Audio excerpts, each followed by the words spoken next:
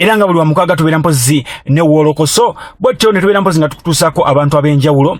N'olwaleero tugenda kubeera mpozi nga twogerako ne Bwana Mayinja ku nsonga ki eziriwo era ezize zibaawo kasookedde ava ku kizivulu kya Serena obulamu bwabadde abutambuza atya. Tebeera okubeera mpozi nga te osubscribinga ku channel yaffe Bokati TV ojja kubeera mpozi nga te ofuna ebinyuma bingi nnyo. Bwana Mayinja, buzibu ki Bebe bwalina ku luyimba lwo oba buzibu ki obuliwo gwe ne Bebe n'ebyoluyimba? Bebe Cool yayiga oluzungu nga tasomye. Manyi bw'oyiga oluzungu nga tosomye waakiri osomanga n'otamanya luzungu, naye kati ye yayogera ebintu mu luzungu kakati bamutuma emirimu tamanyi bw'agikola kifuna bulungi. Yali badde ye muntu eyali soso kwa advocating for a ministry okulaga nti akola. Ye walaba omuyimbi alina kyayogera nga yeripako oyo olage eri gye yajja ssente tena kyakola ki kyakola. Tamanyi we batandika what and how and when. Abuukira bubuukizi nsonga namulabye ateekako omu ate kati wano kakati wano yali ayambadde t-shirt ate kati wano ali mu suuti lwaki teyeebaza nga n'otunuulira omuntu omukulu kagamba alinga agamba nti n'omuntu okukola birthday bw'oba n'emyaka 15 mwana bw'aba n'emyaka 15 naweza 18 twebaze gavumenti olw'okuba omwana wezizza emyaka. You understand? Mwanyi Mayinja otobeeranga agirega ensonga za Bebe Cool nazo nafunye bw'aba yajuwinga nti bw'oba omuddamu atobanga oba mujerega because era biseera ebimu namusangako namugaa ne Bebe Cool gwe wennyini osana nkusinka nate ng'oli wekka sooke nkusomesa otherwise mu bantu nja kubanga akwensalutinga. Yet by the virtue of age and seniority in the music industry Bebe Cool mukulu munnange so naye yayiga oluzungu nga tasomye waakiri yali baddewo n'asoma ne bwatandize luki abachina tebamanyi luzungu bakola ebintu byabwe nga biki birungi naye kati kimutawaanya Bebe Cool teyasoma. Nga bw'ali mukulu munno bubaka ki bw'oyinza okumuwa oyinza kumuwa bulotya? Bebe Cool akaloza kemuwa asirikenga okutuusa nga afunye ekituufu ekyokwogera. Naye nno si Bebe Cool yekka yakulya obubi. Waliwo ne Big Eye yavuddeyo mpozi naye nawandikako era ku Facebook page ye nga naye akolokota ekikola kiwakoze n'ayogera ku mbeera gye walimu kuva buto bwo biki byonna byondera nga bw'obimanyi ng'era Bebe Cool bwe yakoze ki bwe yazabyanjala bw'atyo. Ensonga ya Big Eye ogyogerako ki? Oba how big is his eye? I don't know. Oba how big? Weliso erabika ddene naye nga I mean kakati mwana muto yamanyi nti okubaako kyokolera omukulembeze w'eggwanga olina kubuukira buli kintu. Zino ensonga nsubira nnene ku bo. Ensonga zino yabadde asobola ozitegeera ku levo yaabo tebasobola zitegeera. Levo kwe ziri president yabadde asobola ozitegeera. Member parliament ne minister tebasobola ozitegeera naye bazitya kuzoogera. You get me? Ate president yasobola okuzikola ki? Kuzitegeera. Kyobola yazitegedde mangu n'aziwumbawumba n'awasaidie. Kati sisobola zidiscussinga na Big Eye. Big Eye akole emirimu gye. Mwanyi Mayinja twafuna information ng'eraga nti buli muyimbi yenna na buli abali balina okuyimbayo n'ennyimba ze bali balina okuyimba list eyo yali erina okuweerezebwa mpozi kakiiko ka pulezidenti ne basengejjamu ennyimba era mbu wagaanibwa okuyimba oluyimba olwo. Lwaki wasalawo oyimba olwo oluyimba? Kale nze mbeewuunya ennyimba z'ennyimba mu kibiina nze nzeerondera oluvannyuma lw'okumanya wawe ennyimbira kiki enjagala bubaka ki bwenjagala era nze nzeeyiza era nze nzeepromotingira. Kati Catherine okuŋŋamba yimba luno baluno tekyali tekikola makulu gyendi wakati oluyimba olwo bizzeemu baali baluganya oluyimba bo nga baŋŋaata oluyimbiraawo naye nga nze yaluyiiya nga tekinkolera makulu. Waliwo abawuliriza abatamanyi luyimba lwabizzeemu osobola okutuwaayoko ekitundu kyalwo tuwulire balutegeere? Mu gy'ekinaana muzeeyi yajjayo emmundu agenda lwanyise ebyali binyiga ensi eno omwali effugabbi wamu n'okutta abantu okusosola mu mawanga wamu n'okubba obululu okuteega abantu n'abajjako ebyabwe n'okutwalibwa mu makomera nga tebalina misango abakuumi b'ensi okukozesa obubi emmundu bye byanyiiza muzeeyi n'agenda mu nsiko n'enno bizzeemu ebyamulwanya bizzeemu muzeeyi mumugambe nti ebintu bizzeemu.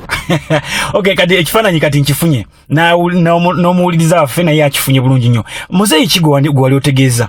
Muzeeyi gwe nali ntegeeza yoyo His Excellency President Yoweri Kaguta Museveni. Ekyokubiri, ebintu bye nayimba bye bintu bye yatuwandiikira mu 10 points program bwe yali asaba akalulu ng'alaga nti byagenda okukola ki okukolako. Era bye bye nali mugamba ebizzeemu nga ngamba ye. Kati ate bwe nagamba Muzeeyi mumugambe nti ebintu bizzeemu, olwo nali ntuma asimanyi nti nsobola omusinkana. Kati ate bwe musisinkana ne sibye mwegambira ate nenzira mu bantu ate ne bagamba Muzeeyi mumugambe nti ebintu bizzeemu. Balimbuziza kati gwe wenyine yabiyimba nga bwe omusinkana nti wabimugamba ani gwe ogamba omugamba. So bwe nafunye omukisa ogumusinkana I think mu kuba ow'amazima nabadde nina okutuusa obubaka obwo. Naye olowooza kusaasira musanyufu olw'ekikolwa ekyo kiwakola ng'ate we mwali mumaze okutegeragana bulungi eri ngira gambe toyimba luyimba olwo? Tali si musanyufu, she is not happy. Golden Band y'abantu bonna, eno si Yellow Band. Ate ffe mu music tusanyusa abantu buli omu mu kiti kye. Kasi togifuula concert, tusanyusa opposition, tusanyusa ab'ebibiina n'abatali. So bwe tutandika okufuula band nti erina kuyimbira NRM tuba tugifudde Yellow Band. So wadde nga si musanyufu, manyi with time ajja kugetinga back into her senses. Nze manyi tolerance, I'm tolerant. I tolerate her, I will educate her, I will teach her. Obusungu bujja mugwamu. So kubanga ayinza okuba yabadde atudde one sided. Muzeeyi muyimbire ebimusanyusa mpeyo kampa naye ng'ate waliwo n'ebiruma abantu abatuwagira, abantu abatutuusize buze we tuli kubanga bukyanga tubeerawo mu Golden Band.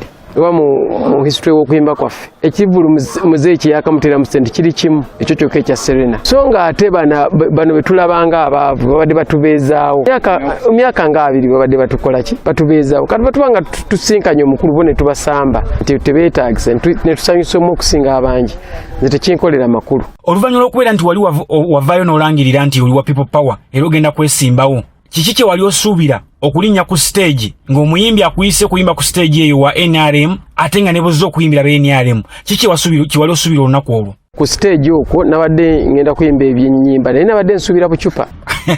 Wanasuubidde nti abaliwo bonna basanyufu n'embeera egenda mu maaso nekyanewunyisiza nga ne mu bo mwennyini mulimu abanyigirizibwa. So ekyo Catherine nja muhandolinga ajja kuba bulungi.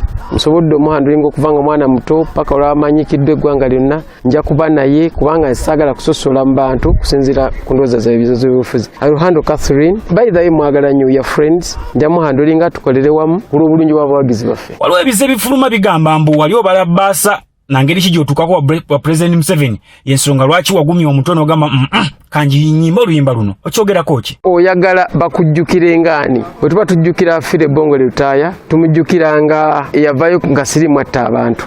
Era buli lwe tuteekawo World AIDS Day tukuba nnyimba ze buli omu tumujjukirira mu mbeera ye. So nabo ndowooza balina bye baagala okujjukirwa. Nze njagala nzijjukirwe ng'omuntu yayimiriranga okulwa abantu because at the end of the day tulina okusigala nga tujjukirwa. N'olwekyo baba batuufu okugamba nti ekyo ndowooza yamanyi because music is legacy. So buli omu alina legacy gy'ayagala okujjukirwa.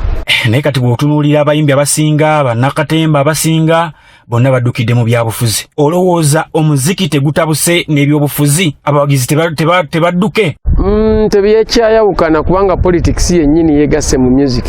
Music teyeegasse mu politics ne politics yeegasse mu music. Kuba ffe twalinga tuyimba ebintu nga ba politicians bagenda ne bakuba campaigns zaabwe era nga tebatuyita. Naye okuva lwe baatandika okugamba nti tosobola kuba campaign nga twali muyimbi, tosobola kukola kino okuviira ddala ku top, ndowooza olwo abannabyabufuzi ne bagatta music mu byobufuzi. Ate nga n'ebinyiga abantu politics fena yafuga eggwanga.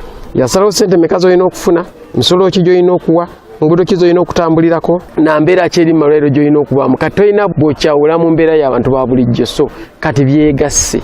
Mu ndowooza yo lwaki olowooza ebyobufuzi gufuuse nnyo omulimu? Kuba kati buli gw'owulira kasita abeera nga alina certificate ya senior 4 senior 6 addukira mu byabufuzi. Olowooza lwaki gufuuse nnyo omulimu? Abantu bamaze oluusi okunyigirizibwa bonna ne batunula ng'eyali badde solution yali badde political decisions ezibayamba ne zitabayamba, kati bonna ne basigala nga batunulidde politics. So politics erina okuvaayo setingira abantu waawo okukola bafuule bize emirimu gyabwe, teeka amalagala mu malwaliro, teeka ebyenjigiriza ebirungi, bafune ebirala bye bakola. Otherwise tokyayina bw'oyawola music ku politics. Kubanga n'oyo alowooza nti tayimba nnyimba ziri political, essaawa eno kimusise. Catherine talina luyimba luli political, naye kati tumwogererako ku political platform kubanga ba politicians bamusika.